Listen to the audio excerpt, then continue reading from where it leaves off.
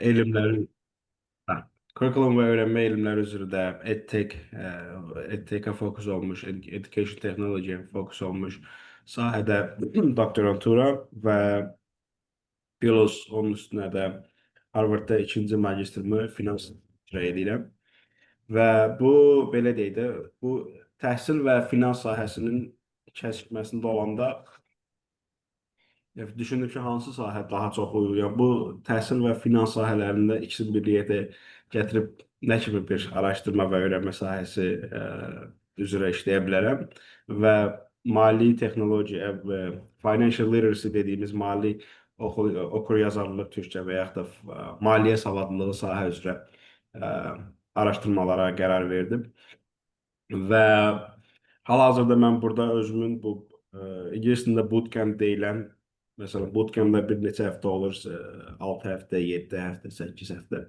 Ə, Bu bootcampdə hal-hazırda 6 həftəlik bootcamp orqanizasiya edirəm. Bir növ təlim deyək də. Və bu təlimdə bir çox burada yaşayan insanlar 41 nəfər qoşuldu. Hələ ilk il olmasına baxmayaraq. Yəni bu sahə üzrə Pilusda bu məktəblilərin və yaxud da ümumiyyətlə cəmiyyət üzvlərinin mali savadlılıq deyəndə öyrənmə psixologiyasına uyğun araşdırmalar aparıram. Yəni hansısa bu maliyyə okur-yazarlıqda öyrənmələr baxımından hansı problemlərlə üzləşirlər və bu öyrənmələri nə daha da asanlaşdırar və yaxud da çətinləşdirən amillər nədir və bu sahələr üstə necə bir kurikulum əlavə eləmək olar və yaxud da kurikulum hazırlanır. Çox təşəkkür edirəm. Mən də Əli Mürsəl müəllimin bu mini düşərgəsinə qoşulmuşam dostlar. Bu düşərgədə maliyyə savadlığı ilə bağlı fundamental bilikləri öyrənirik. Əli müəllim qonaqlar dəvət edir, müxtəlif məşhur universitetlərin müəllimlərini və onlar da bizə maliyyə savadlığının önəmini, əhatə dairəsini, nə işə yaradığını, necə öyrənilə biləcəyini və s. öyrədirlər bizə. Bu mənada siz də əslində şanslı uşaqlarsınız. Çünki bu təlimə bir mənada denk gəlmək, düşlər demiş, qoşulmaq şansdır, qismətdir. Niyə? Çünki sizin yaşıdlarınız, minlərlə yaşıdlarınız həqiqətən də bir çox maliyyə anlayışından, pul anlayışından xəbərsizdir. Amma bugün biz artıq sizinlə əsas maliyyə anlayışlarına bir qədəm qoyacağıq.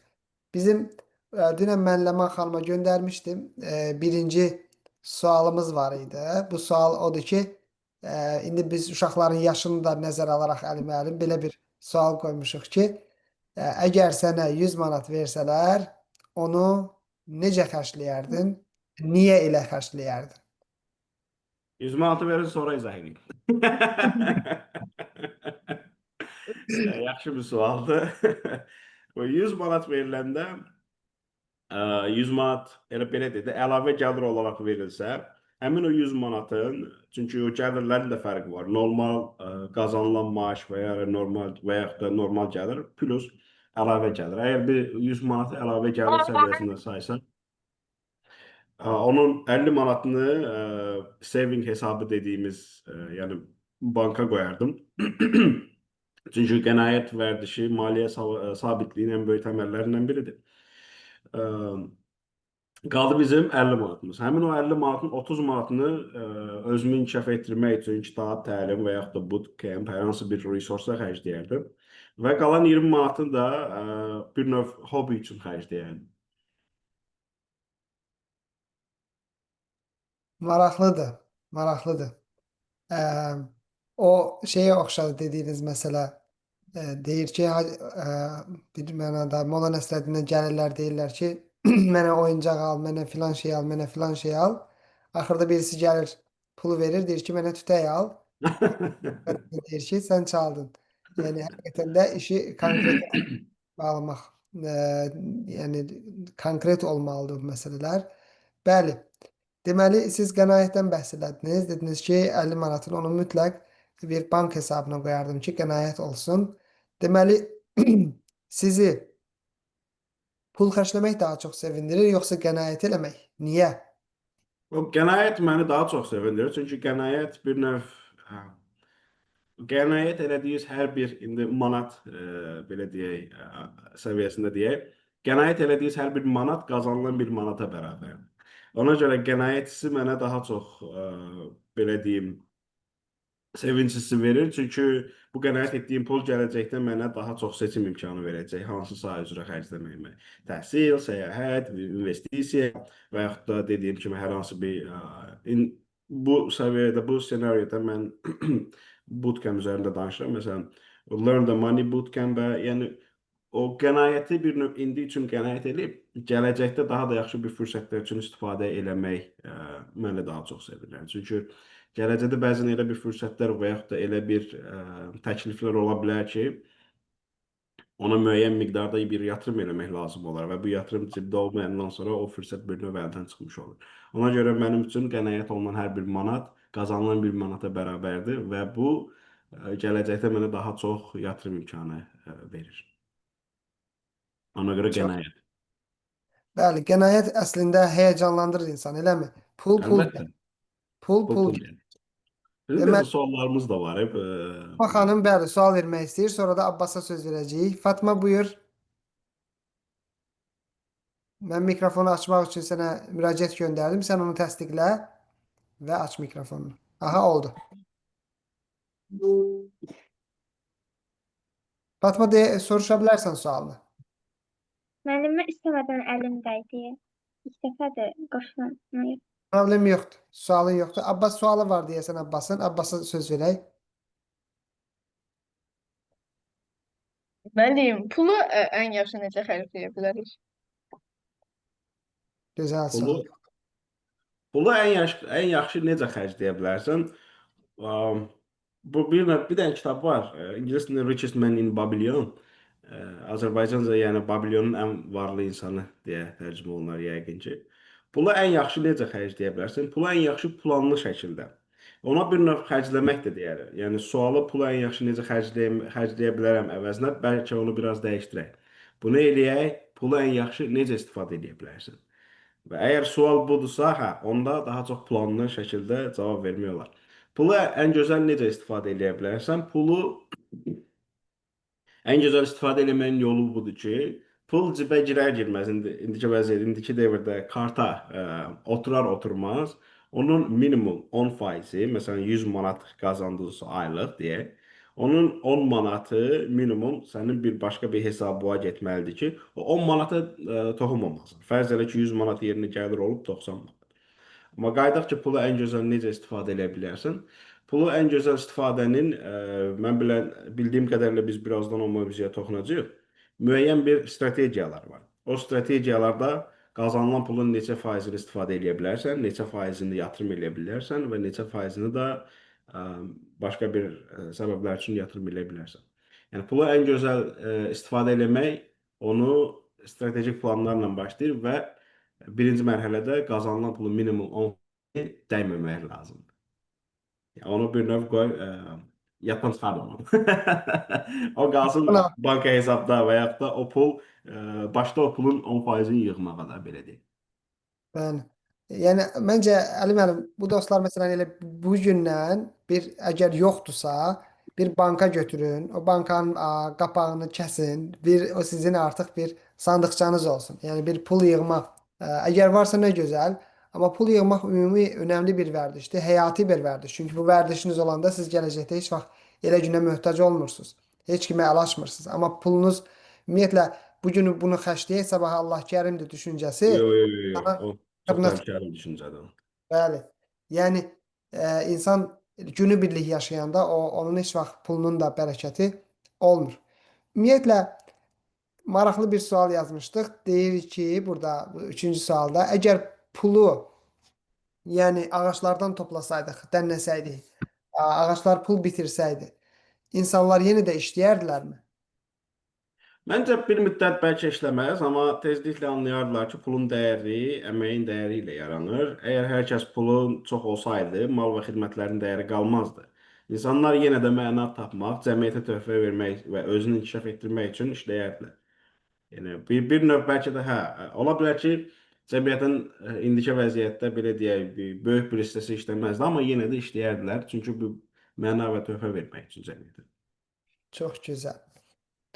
E, Ümumiyyətlə bir də kredit kartı anlayışı var. Kredit kartı ümumiyyətlə kreditdən qorxan insanlar var. Kreditin nə olduğunu tam başa düşməyən insanlar var. Kredit kartı ümumiyyətlə insan üçün dostdurmu, yoxsa təhlükədirmi?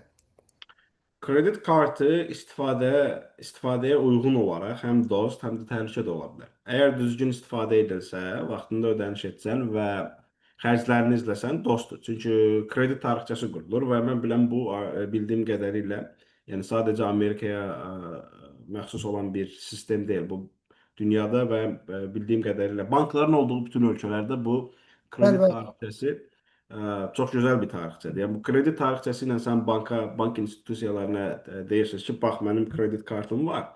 Məsələn 1000 manat limitli olan kredit kartım var. Mən bu 1000 manat olan limitin normalda məsələn 30%-dən çoxunu istifadə eləməmişəm və bu banklarda sizə olan bir inam yaradır. Və bu inam nəyə gətirib çıxardır? Məsələn, tutaq ki, kredit kartı çox istifadə edən biri ilə kredit kartı 20%-dən çox istifadə etməyən biri, həmin eyni anda iki insan banka gedir kredit çəkməyə. Və əlbəttə ki, bank kredit faizini 20%-dən çox istifadə eləməyənə daha böyük güzəştlər verəcək. Nəinki hər ay kredit kartını maksimum istifadə edənlər müqayisə edəndə. Amma məsuliyyətsiz istifadə etsən dediyim kimi, faizlər və borclar səni çətin vəziyyətə sala bilər. Çox gözəl. Həm də məlumdur ki, kredit kartı tarixçəsi dediyiniz kimi olanda gedib insanlar rahatlıqla telefon ala bilər, maşın ala bilər, hissə-hissə onu ödəyə bilər. İnsanın kredit keçmişinə baxırlar. Əgər görsələr ki, borcunu vaxtında ödəməyib, nə bilim, gecikdirib və s. məsuliyyətsiz yanaşıb borclarına qarşı, o zaman onun da yeni məhsul alması və hissə-hissə ödəmə şansı çox da olmur. Gözəl. Evet. Deməli, sizcə, Əli müəllim, pulun idarə olunması və ya maliyyə savadlığı ilə bağlı məktəbdə bir dərs olmalıdırmı? Və bu belə bir dərs olmalıdırsa, orada nə öyrədilməlidir? Buna keçən həftə bizə qoşulan doktor Lusardinin sözü ilə cavab vermək istəyərdim. Burada soruşdular ki, ona konferansda soruşdular ki, bəs uşaqlar nə zaman öyrənməlidir? Bu, bilmirəm, bəlkə nağıllarda eşitmişsiniz, diş pərisi olur. Bu uşaqlar ilk dişi döşəndə qoyur yastığının altına, sonra diş pərisi gəlir ona pul verir. Orada deyir ki, diş pərisi gələn ilk gündən maliyyə savadlılığı öyrədilməlidir. Sizin suala cavabda isə maliyyə savadlılığı nə qədər tez öyrədilsə, bir o qədər də yaxşı olar. Çünki indiki, belə deyək, indiki əsrdə, indiki dövrdə mali savadlılıq artıq hər hansı bir fakültəyə, hər hansı bir sənətə məxsus ola biləcək bir məlumat deyil. Mali savadlılıq bu dövrdə necə ki, məsələn, texnoloji savadlılıq hamıya məxsus olmalıdır. Necə ki, bu kompüteri açmaq, istifadə eləmək, proqramları açmaq hamı bilir. Mali savadlılıq da o dərəcədə yayğın olan bir savad olmalıdır. Ona görə də mali savadlılıq nə qədər tez öyrədilsə, onun təsiri bir o qədər gələcəkdə də daha müsbət şəkildə böyük olur. Bəli, Əlbəttə öyrədilməlidir. bəli. Gəlin Cəlal sual versin. Cəlal, eşidirsənmi bizi? Cəlal Əliyev. Müəllim eşidirəm. Bəli, buyur sualını. Müəllim, Əli müəllim dedi ki, pulu qənaət edərək xərcləmək daha yaxşıdır. Mənim də fikrim belədir, ancaq mən düşünürəm ki, maaşı aldıqdan sonra bir müddət işləyib maaşı aldıqdan sonra balaca bir dükkan açırıq və ona yatırım eləyirik. Ondan sonra da hər ay maaşdan gələrkən əlavə də dükkandan gələn pulu da birlikdə toplasaq yaxşı olar, yoxsa qənaət edərək xərcləmək yaxşı olar? Cəlal, çox sağ ol bu suala görə.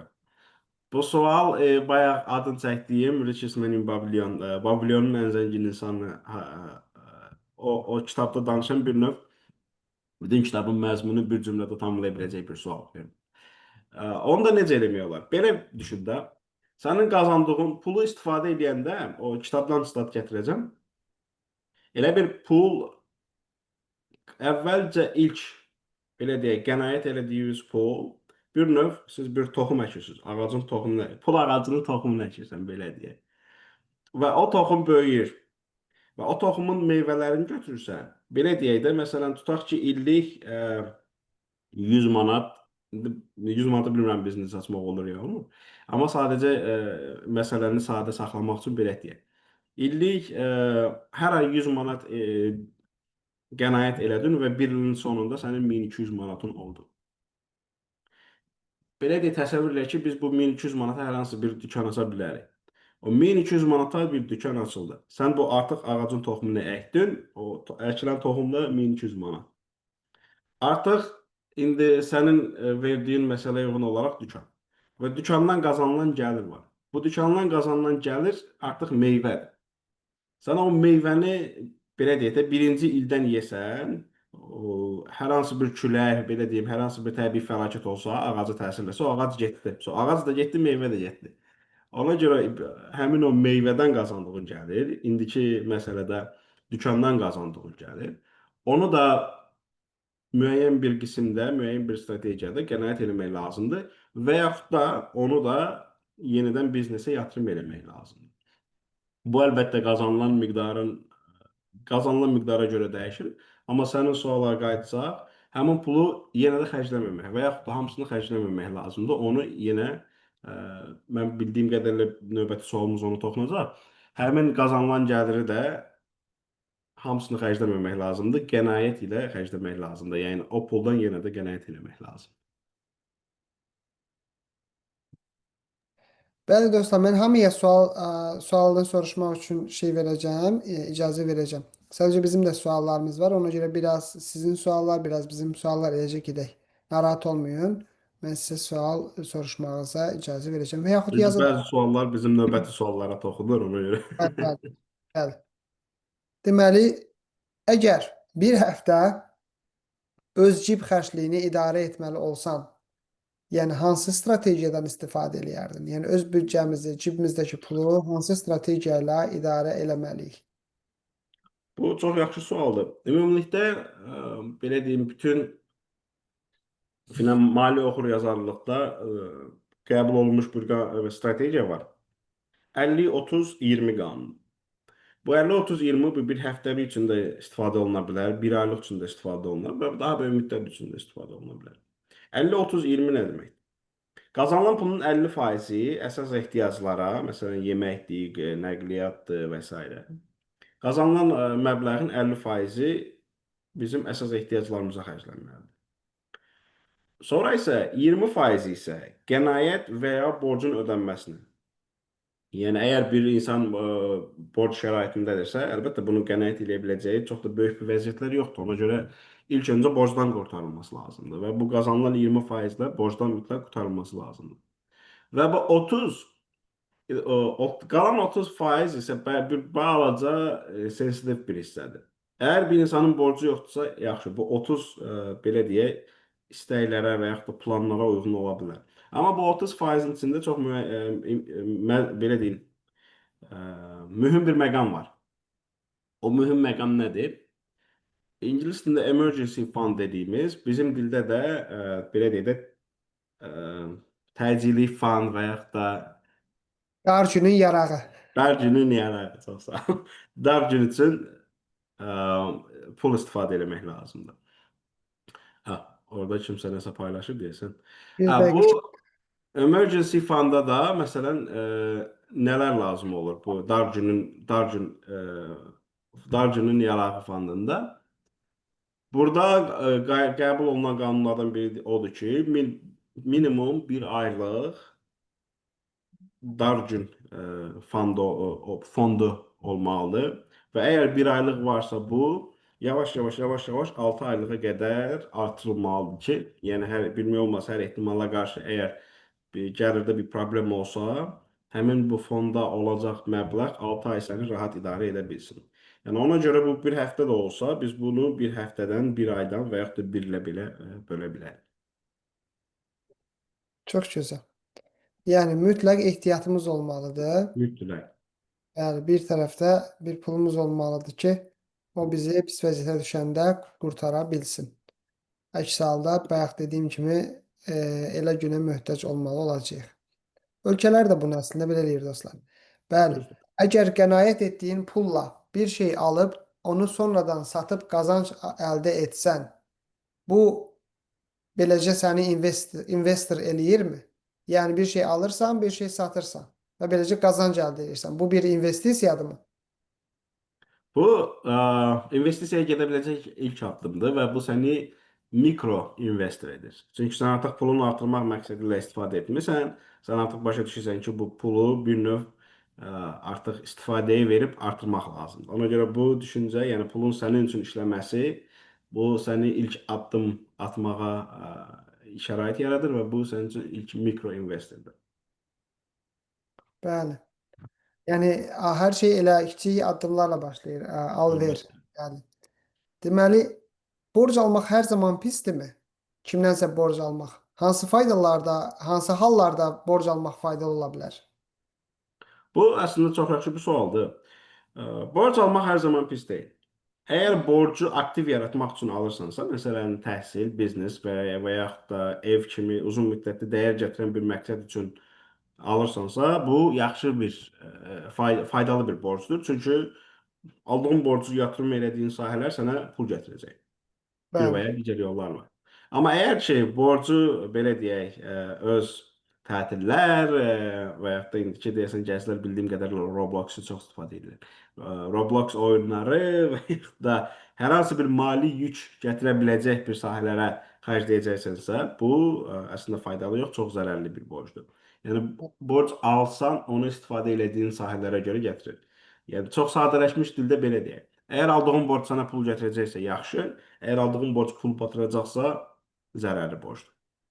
Bəs Əli müəllim, borcu adamdan almaq yaxşıdır yoxsa bankdan? O, bu da əslində çox yaxşı sualdır. O, baxır vəziyyətə.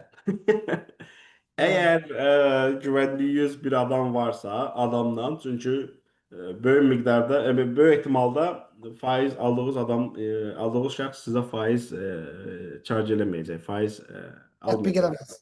Bəli. Aynen, bəli. Faiz tətbiq eləməyəcək.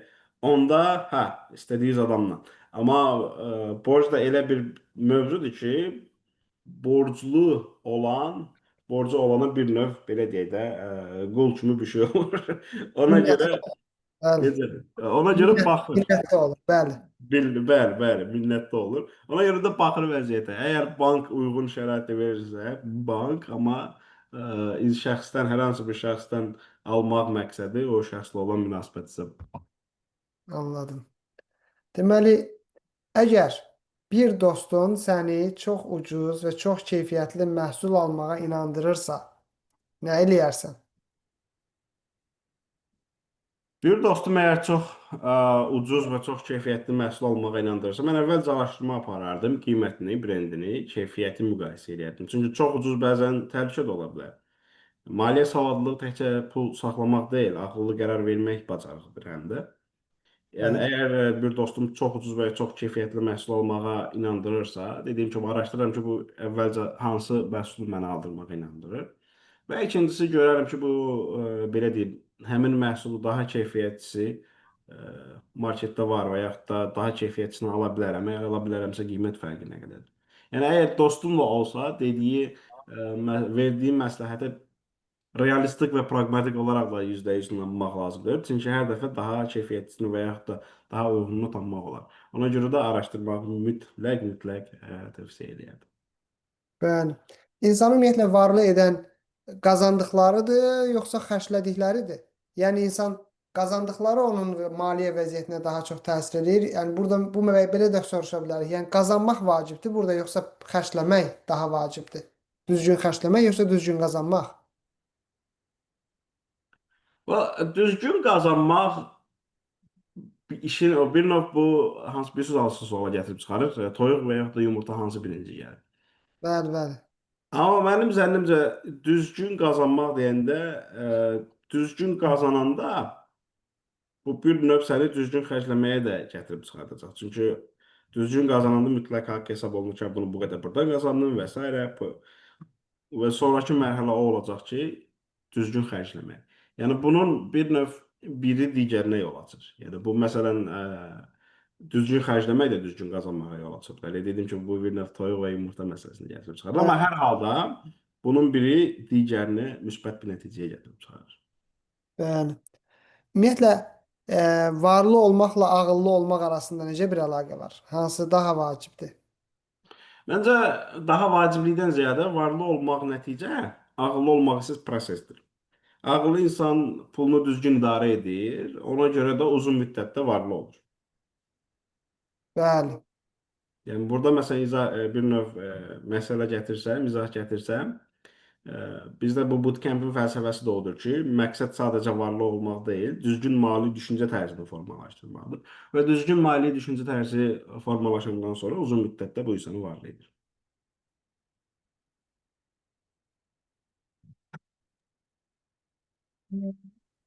Deməli, Əli müəllim, gəlin uşaqlara söz verək.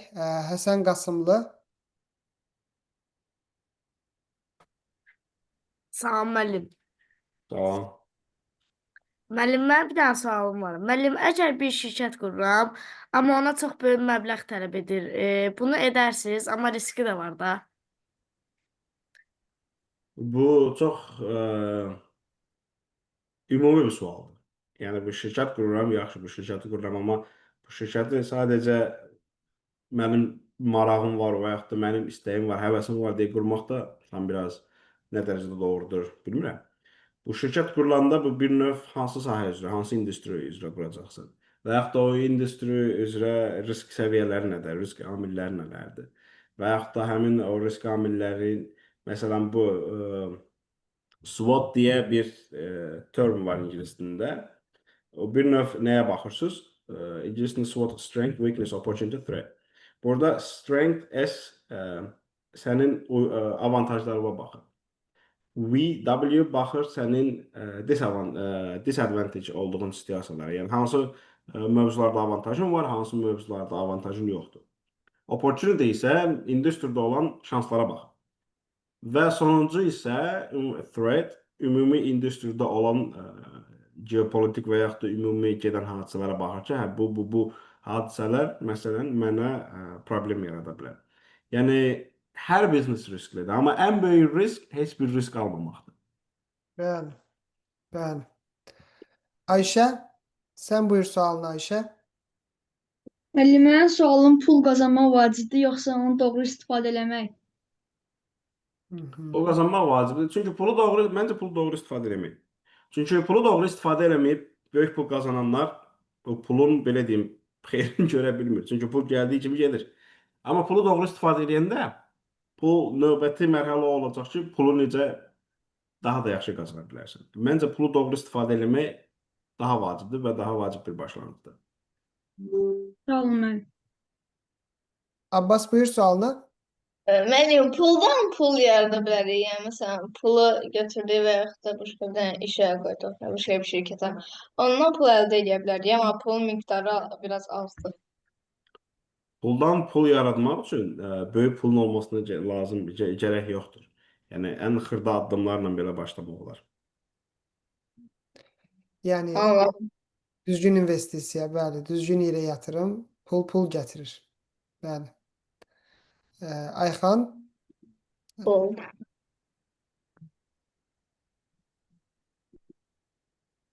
Ayxan Süleyman. Salam müəllim, necəsiz? Tamam, Sağ sizə. Buyur sualını Ayxan. Eşidirsən Ayxan bizi? Sadəcə salam vermək istəyirmiş.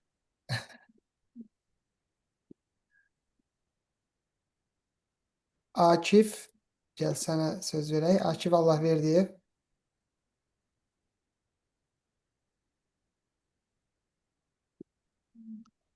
Akif təsdiqlə. Salam Mikrofon. müəllim. Salam deyək ki, bunu artırmaq üçün məsələn Eşidirik, danış.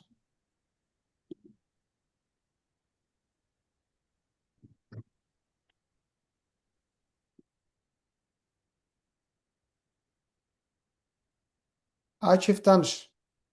Yəqin internetdə problem var.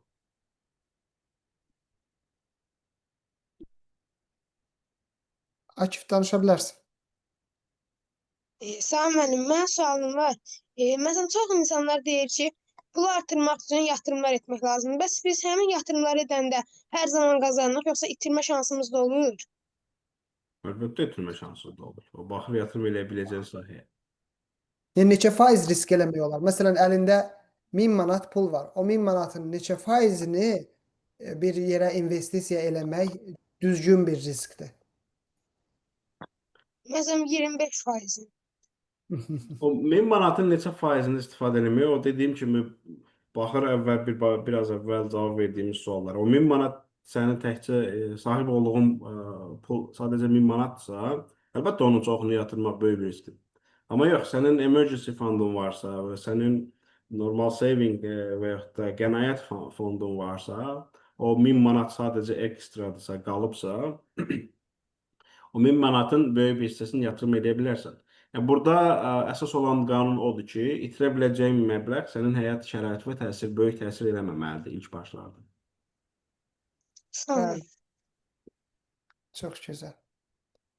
Deməli, gəlin indi sözü verək Züleyxa Cəfərliyə. Mənim sualım, maliyyə savadlılığına riayət etmək üçün nəyə diqqət yetirməliyik? Maliyyə savadlılıqdan nəyə diqqət etməlisən? Sənin məsələn ingilis dilində spending behavior deyirlər. Sənin xərcləmə psixologiyana. Yəni hansı amillər sənə pul xərcləməyə vadar edir? Ona diqqət yetirmək lazımdır. İkinci mərhələ isə biz məsləhət verdiyimiz ən böyük sahələrdən biri odur ki, minimum həftədə bir dəfə bax, gəlirlə xərci müqayisə edin. Əgər bu xərclərdə müəyyən bir pattern dediyimiz, yəni müəyyən bir davranış görürsənsə, bu davranış mənə və yaxud da mən çöldə restoranda yemək yeməyi çox xoşlayıram. Amma bu ayın axırında baxıram ki, o büdcəmin müəyyən bir hissəsi gedib ona. Bu xərcləmək psixologiyasına bağlıdır. Əgər xərcləmək psixologiyasında olan məqamları özün başa düşə bilirsənsə və o məqamlara olan reaksiyanı özün cavab verə bilirsənsə, dediyim kimi bu restoran məsələsindən, məsələn tutaq ki, aylıq 1000 manat qazanıram, bir də gördüm ki, bunu 400 manat çöldə yeməyə gedir. Bu 400 manat mənim büdcəmin 40%-nə gəlir. Bu 40% yemək üçün bir balaca böyük bir hissədir. Ona görə xərcləmə psixologiyasında dəyişiklik eləmək lazımdır. Məsələn, çöldə restoranda yemək əvəzinə bəlkə evdə bişirir. Yəni, bu maliyyə savadlılığına nə təsir edir? Xərcləmə psixologiyasının böyük bir təsiri olur. Belədir ki, var. Mədinə? Salam müəllim, axşamınız xeyir. Vaxtınız xeyir. İndidən pul yığmağın gələcəyimiz üçün necə faydaları ola bilər? İndidən pul yığmağın gələcəyi üçün çox böyük bir faydası ola bilər. Məsələn, indi siz 7-ci sinifdəsiniz dediniz də, yox? Bəli. Hələ 11 ildir bizdə, yoxsa 12 il oldu? 11. 11. 4 ilə siz gedəcəksiniz universitetə. İndi bu məktəb periyodundan sonra sizin üçün ən önəmli məqamlardan biri universitetə getmək mərhələsi olacaq. Tələbəlik həyatı olacaq. Yəni, indidən yığdığınız hər bir manat sizin gələcəkdə daha böyük bir xeyri və faydası ola biləcək. Hələ ki, məsələn, tələbəlik illərinə getdiyinizdə. Çünki tələbəlik illərinə getdiyinizdə artıq siz dünyaya açılacaqsınız və daha böyük investisiya şansları görə bilərsiniz, daha böyük biznes şansları görə biləcəksiniz. Və indiki vəziyyətdə qazandığınız, qənaət etdiyiniz hər bir pulu tələbəlik vaxtında daha yaxşı sahələr üzrə istifadə edə bilərsiniz. Məhəmməd? Müəllim, bazarda ən çox hansı sahəyə tələbat var? Yəni hansı sahəni oxumalıyıq? Birinci baxırsan hansı sahə üzrə həvəsin var. Çünki bu bir növ sabaha nə olacaq kimi bir sualdır. Məsələn, bir neçə il əvvəl hamı deyirdi computer science, proqramçılıq, amma bu indiki vəziyyətdə AI, computer science, kodlamanın, proqramlaşmanın bir hissəsini, mühüm bir hissəsini eləyə bilir. Yəni, bu bir növ birinci sual olacaq ki, sənin sualına cavab vermək üçün. Sənin hansı sahə üzrə həvəsin var? Və oradan bir karyera planı qurmaq olar. Bəli, nəyi sevirsən, nəyi bacarırsan və o sevdiyin, bacardığın şey sənə gələcəkdə pul gətirəcəkmi? Bəli, öz bacarıqların, öz həvəsin bu məsələlər. Ayşə, Mən bir üzr istəyirəm də nədir bu? Laptopun adapterini gətirim. Zərət aha, tamamlayır.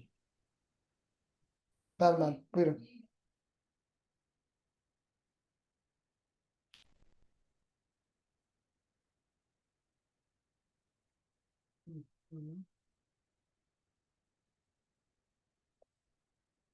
Könül Əliyeva.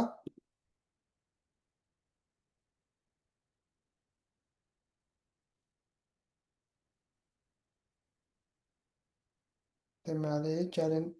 Könül mikrofonunu aç, zəhmət olmasa.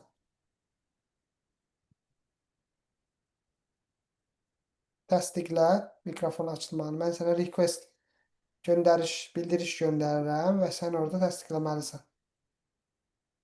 Salam, axşamınız xeyir müəllim. Mən düşünürəm ki, hansı sahələrə ən çox yatırım etsək, biz orada qazana bilərik. Əli müəllim, eşitdinizmi?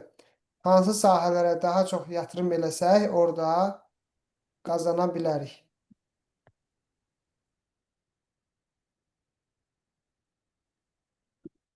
Hə, deyirdim ki, zənnimcə mən bu suala cavab versəm, növbəti Warren Buffett mən olardım.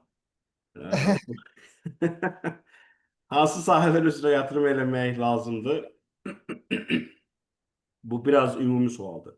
Yəni dediyim kimi miqdara görə dəyişir hansı və yaxud da az öncə qeyd etdiyim kimi yatırım edəcəyiniz məbləğ sizin həyat şəraitinizə böyük bir təsiri olmamalıdır, əgər o məbləğ itirilməsi durumunda. Qaldı ki, hansı sahə üzrə və yaxud da hansı industri üzrə o tamamilə böyük bir müzakirə olması lazım olan bir sualdır. Amma nə edə bilərsən? İndidən ən böyük yatırım məsələn qlobal olmağa doğru atılan yatırımlardan biridir. Bu nə deməkdir? Hal-hazırda sizin ingilis dili səviyyəniz necədir?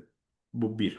İkincisi, niyə bu önəmlidir? Çünki hər hansı sahə üzrə yatırım eləmək sualı qlobal trendlərdə olan vəziyyətə baxmaq lazımdır və qlobal trendlərdə olan vəziyyətə baxmaq üçün artıq ingilis dili xarici bir dil deyil. İngilis dili artıq bu necə ki deyirik, mali savad hamıda olmalıdır. İngilis dili artıq hamıda olması lazım olan bir dildir. Çünki artıq bütün hər şey qloballaşıb indiki vəziyyətdə. Əgər AI istifadə eləməksinizsə, ən doğru istifadə eləmək üçün ingilis dili bilməsi lazımdır və yaxud da hər hansı bir texnoloji sahə.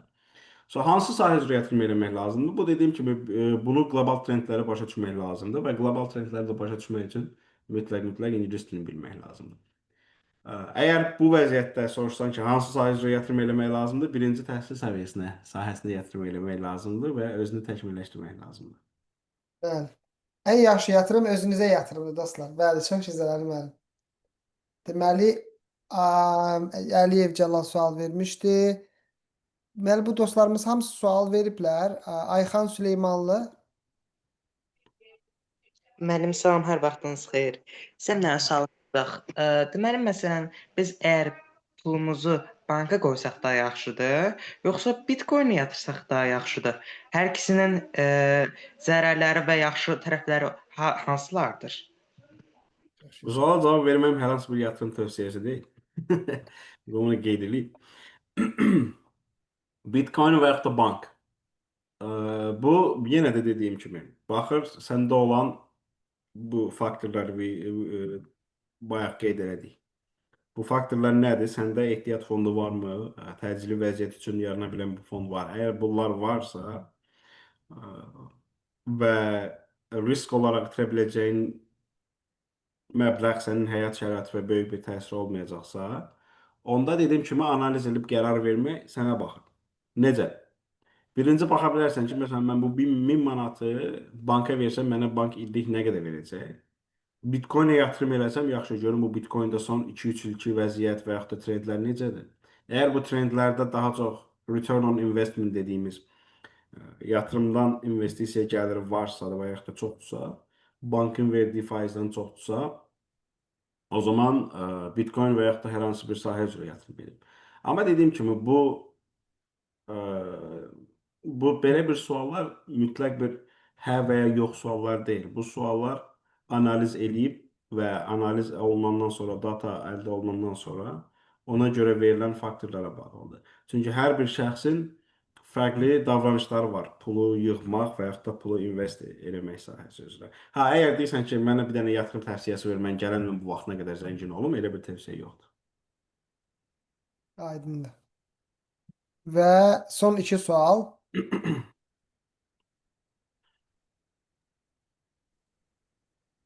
Salam müəllim. Salam. Müəllim, mənim yenə sualım olacaqdı. Bağışlayın, təkrar narahat eləyirəm sizi. Yox, xoşdur. Buna görə buradayıq da, suallara cavab vermək. Tutalım ki, indi mən 100 dollar alıram və gözləyirəm ki, onun qiyməti manat olaraq daha da artsın və gələcəkdə aldığım miqdardan çox onu manata çevirim. İndi bu haqqda nə düşünürsünüz və mən bunu eləməyə risk eləyə bilərəm ya yox? Yəni deyirsən ki, mən dolları alım, sonra devalüasiyaya olmasını ümid edeyim. Bəli. Bu bir çox insan razı ola bilməz bundan. Amma belə deyək də, əgər 100 dollara çevirmək istəyirsənsə, hələ ki dollar beynəlxalq valyuta olduğuna görə hər ehtimalda dollara çevirmək bir neçə fayda gətirə bilər. Yəni ona görə ən pis ehtimalda yenə də dəyişə bilərsən. Ümid edirəm devalüasiya olmaz, amma belə deyək də, iqtisadi faktorlara baxanda məsələn deyə bilərsən ki, mən bunu 100 dollara çevirim.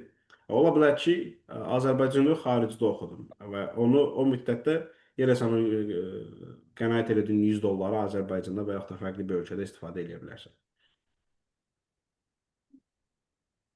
Çox gözəl. Ayşə? Müəllim, mən Don Early'nin That Hidden Forces That Shape Our Decisions kitabında emosional qərar anlayışını görmüşdüm. Onun mənasını tam anlamadım, biraz araşdırma elədim, yenə də anlamadım və siz görüş başlayandan bəri hər şeyi asan izah elədiyiniz üçün sizi sual vermək istəmişdim. Çox sağ ol. Tam Minnəttar. olaraq Sualı anlamadıq Ayşə, amma yəni təşəkkür Mən edirəm. emosional qərar fikrini soruşuram. Emosional qərar bu yatırımda və yaxud da xərcləməkdə hər sahə üzrə təsir edə bilər. Biz bunu bootcampdə də əslində dedik, FOMO, Fear of Missing Out. Yəni bunu Azərbaycan dilində tərcümə eləyəndə gerdə qalmaqdan qorxmaq üçün. Ki, məsələn, bütün insanlar artıq tanıdığım hamı bu sahə üzrə yatırım edir, mən də yatırım edim. Halbuki o bir növ bizim bubble dediyimiz sahə də ola bilər. Buna məncə ən gözəl bir qayda ola bilər ki, bir növ 24 saat qanunu. Bu 24 saat içində daha biraz pragmatik düşünüb, doğrudan bu sahə üzrə yatırım eləmək lazımdır və yaxud da bu sahə üzrə xərcləmək lazımdır ya yox. Bu 24 saat qanunu bir növ sizə pragmatik qərar verməyə şərait yaradacaq. Çünki emosiyalara və reaksiyalarla verilən qərarlar, bu nəinki mali savadlı üzrə, ümumilikdə bu həyat üzrə, emosiyalarla verilən qərarlar hər zaman düzgün qərarlar olmaya bilər. Və bu emosiyalarla verilə biləcək qərarları idarə etməyin ən gözəl yolu 24 saat qanunu. 24 saat, yəni bu gün qərar vermək, sabah qərar ver, daha bir növ, daha sakit bir beyinlə qərar ver, daha pragmatik bir beyinlə qərar ver. O risk ehtimallarının bir xeyli şəkildə idarə edilməsinə icazə verəcək. Sağ ol. Yaxşı sual idi amma. Müəllim, bağışlayın sizi yenidən narahat eləyirəm. Buyur. Müəllim, mənim bir dənə sualım var. Məsələn, mən Amerikaya gəlmişəm. Orada mənim 1000 manat pulum var. Mən orada hansı işləri edərək pulumu qatlaya bilərəm? Artıra bilərəm yəni. Sən böyük Amerikaya gələndə onu daha detallı plan qurarıq. Yəni hal-hazırda kontekstual olmaq lazımdır. İnvestisiya eləyəndə Azərbaycan kontekstini hələ ki nəzərə al. Hələ ki özünə yatırım elə. Çünki özünə yatırım sənə gələcəkdə daha çox pul qazanmağa qapılar açacaq. Bəli, Çox sağ olun. siz də çox sağ olun. Ayxana da söz verək və yekunlaşdıraq. Məsələn, bəlkə siz sosial medialarda falan görmüsünüz. İndi xaricdə olan insanlar dropshippinglə və yaxud ticarətlə məşğul olurlar və yaxud yapay zəka ilə əldə edilmiş videoların sosial şəbəkələrdə yayılmasında əldə edilmiş pullar ilə şey eləyirlər də, əldə edirlər. Sizcə bu məntiqlidirmi? Yəni məsələn, onun yerinə başqa nə etmək olar? Əvvəlcə sosial mediada görülən hər bir şeyə inanmaq lazım deyil. Niyə? Çünki ola bilər ki, sizə elə bir ə, məsləhətlər versin ki, o sonradan onun pul qazana biləcəyi və sizin pul itirə biləcəyi hadisələrə səbəb olsun. Məsələn, bu dropshipping falan artıq o marketdə olub. Yəni, Amerika üzrə deyə bilərəm ki, bunu bir çox insan edir. Qaldı ki, AI-ı istifadə etmək, o tamamilə başqa bir sualdır, başqa bir səviyyədə olan bir sualdır. AI-ı istifadə etmək bəli, gəlir gətirə bilər, amma hansı sahə üzrə AI istifadə edə bilərsən, məsələn, bunun üçün özünün müəyyən bir miqdarda AI biliyin varmı və yaxud da vibe coding deyirlər bu indiki yeni dövrdə. Vibe coding bilmək üçün belə codingin fundamental biliklərini bilmək lazım. Ya, sosial mediada olunan hər şey normalda çox belə deyim də, çox artıqlaması ilə göstərirlər ki, məsələn, mən 10 dollarla başladım, bugün 1 milyon dollarım var, o çox realistik deyil. Onu niyə eləyir? Çünki o sənə nəsə satmaq istəyir. Və yaxud da stok, birja hissəsi satmaq istəyir, amma oradan sonra onun bir qazancı var. Yaxud da bir produkt satmaq istəyir, yenə sənin oradan bir qazancı var. Ona görə sosial mediada görünən hər şeyə inanmaq lazımdır. Biz buna finfluencer deyirik. Normal influencer, amma bunlar finans sahəsi üzrə influence elədiklərinə görə finfluencer deyirik. Və bunlara hər ehtimalda %100 inanmaq lazım deyil. Araşdırmaq lazımdır, mütləq. Gördüyün, əgər bir yatırım eləmək istəyirsənsə, gördüyün sahə üzrə bunu mütləq və mütləq araşdırmaq lazımdır. Yəni, sadəcə A şəxsi 10 dollardan 1000 dollar qazandı, mən də eləyə bilərəm. Bu artıq yatırım deyil, bu qumar olur və heç də məsləhətli vəziyyət deyil. Ləman xanım buradasınızmı? Ləman xanım mikrofonunuzu açın zəhmət olmasa. Buradayım. Ləman xanım, bir sözünüz, arzunuz, diləyiniz varmı? Mənə xoş oldu bu təlimin təşkil etməyiniz. Çox sağ olun, minnətdaram uşaqlar adından, valideynlər adından. Davamlı olar. Yəni bunu məktəbdə şagird sayını çoxaltmaqla yeni təşkil edərik. Yəni çox istəyirəm. İndi qoşulmaq istəyən şagirdlərimiz çox idi. Əslində ən azı 40 nəfər qoşulacaqdı bura. Sadəcə internet problemi ya telefon ya belə kompüter problemi olanlar oldu. Ona görə 25 nəfər qoşulub. Bəzi şagirdlər də 2-2, 3-3 belə yəni qoşulublar bir telefonla. Ona görə bir 30 nəfərə yaxın qoşulublar. Yox, problem deyil. Hamısı da çox yaxşı suallar soruşdu. Bəli, çox sağ olun Əli müəllim, minnətdaram vaxt ayırdığınız üçün. Dostlar, bu dünyada ümumiyyətlə pulla ala bilməyəcəyiniz önəmli şeylər var. Geri gətirə bilməyəcəyiniz şeylərdən birisi vaxtdır. Yəni, həqiqətən vaxtın dəyəri yoxdur. Nə qədər də pul versən, o qədər daha dəyərlidir. Çünki insan 70 yaşına gəldikdə, 45 yaşına gəldikdə mən milyon dollar verim, 5 il cavanlaşım, bunu eləyə bilmirsiniz. 1 il cavanlaşım, bunu eləyə bilmirsiniz. Vaxtı geriyə alım, mümkün deyil. Ona görə də siz bu vaxtınızı, bir saatınızı dəyərləndirdiyinizi düşünürəm. Şəxsən mən çox dəyərləndirdim. Əli müəllimdən çox istifadə edirəm. Hər həftə onun təlimlərinə qoşuluram. Və inşallah biz Ləman xanımla, sizin müəllimənizlə birlikdə Təhsil Nazirliyinə qrant müsabiqə, qranta layihə yazacağıq və o layihənin qalibi olduqda biz artıq bu təlimlərimizi daha geniş masштабda, miqyasda davam eləyəcəyik. Çox sağ olun dostlar. Əli müəllim, sizin sözünüz varmı, son sözünüz? Yox, siz hər şeyi çox düzgün qeyd elədiniz. İndiki vəziyyətdə ən gözəl yatırım öz-özü təkmilləşdirmək və təhsil olunan yatırımdır. Çox sağ olun. İşləriniz zamanında olsun. Görüşərik dostlar. Sağ olun. Sağlıqla qalın. Sağ olun. Sağ olun.